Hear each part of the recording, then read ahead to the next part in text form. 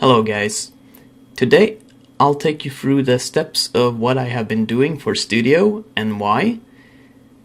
It's a bit of a bumpy ride though, so don't worry if you don't catch everything I say, because I will move through 3 different topics in 5 minutes. So, yeah. So, my main focus while studying at NOROP is learning more about visual art that can be used in video games. I have mostly been studying rigging since the fall of 2015, and I was going to rig a bipedal model for today using ZBrush and 3ds Max. Now, unfortunately, after having learned rigging in 3ds Max, the program decided to lock itself down and I couldn't open it.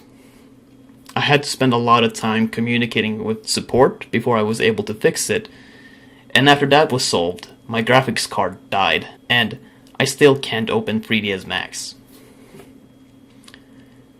I'm waiting for a new card now, but unfortunately nothing got done in the rigging department, aside from the practice I did on a 3D model that I hadn't created myself.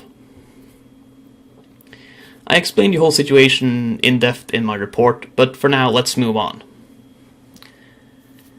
I decided to work on future studio goals instead with my extra time, so I didn't have to sit around and do nothing while waiting for repairs. So today I will discuss 3D model creation as originally mentioned, but instead of rigging, I will discuss Fallout 4 modding and drawing exercises instead.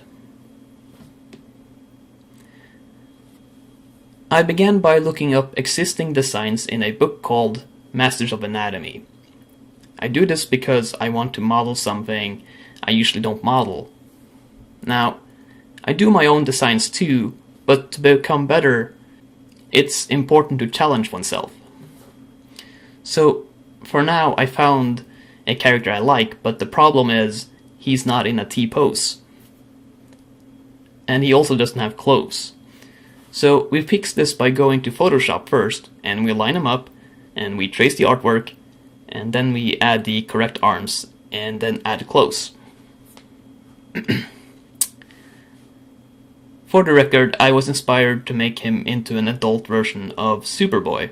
And no, Superboy and Superman are 2 different people, in case you were wondering.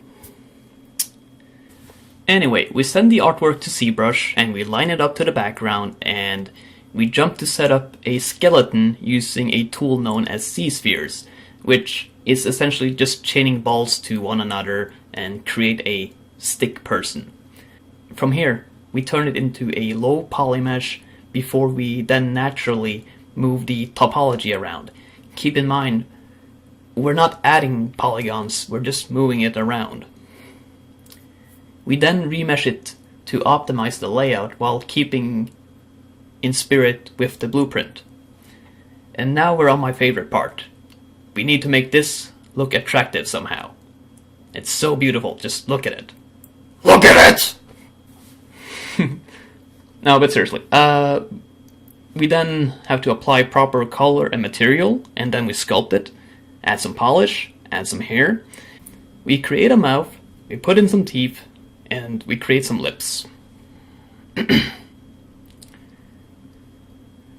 And some of you will hate this next change, but here it goes. Ooh, did I break it? I don't think so, but let's just say that I did. God damn it, Lars, you ruined it, and now everybody hates you. Yeah, I know, but these eyes are theoretically better.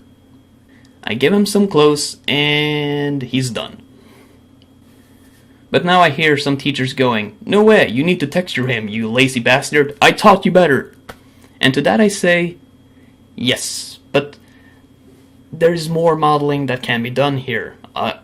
For instance, we can give him more detailed textures, interesting normal maps, and those kinds of things. But unfortunately, the UV mapping ended up taking 2 full workdays. For those of you who don't know, there's a random element when creating UV maps in ZBrush, and I rolled some bad dices. By the time I was done, there wasn't more time to spend on modeling, but for the purpose of practicing rigging, it doesn't matter so much. So right now I'm just going to slap on a render, and I see I'm out of time, so I'll just mention quickly that I did free retexturing for Fallout 4, and I also did practice drawing more quickly, working on speed when drawing, instead of worrying about a lot of details. So yeah, thank you, we did it! Hooray!